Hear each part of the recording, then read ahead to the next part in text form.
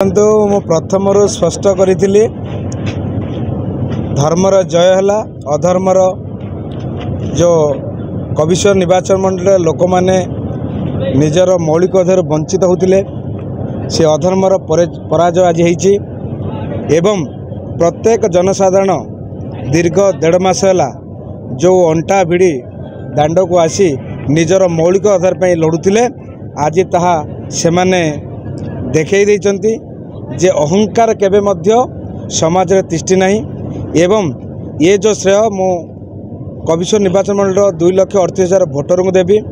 से जो मौलिक अधिकार वंचित होते साधारण गरीब माटा गरीब बापाटा निजर अधिकार से ना पंचायत पिंडा चकड़ी पार्ला ना ब्लॉक ऑफिस जाई पार्ला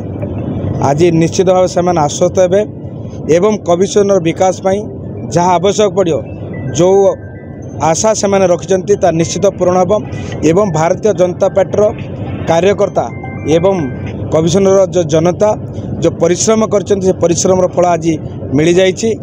एवं आगामी दिन में भारतीय जनता पार्टी जो एजेंडा अच्छी से एजेंडा नहीं प्रत्येक जनसाधारण जो समस्या समाधान रास्ता निश्चित खोजब। कमिशनर निर्वाचन मंडल बर्तमान बीजेपी 30,173 भोट विजय होती समस्या तो बहुत अच्छी आपण दादन कथा कहतु पानी कथा कहतु शिक्षा कथा कहतु स्वास्थ्य कथा कहतु प्रत्येक क्षेत्र में जो दीर्घ दिन जो शासनटा एमिति मनमुखिया हो जाता जे साधारण जनता आवाज से कान में पशु नाला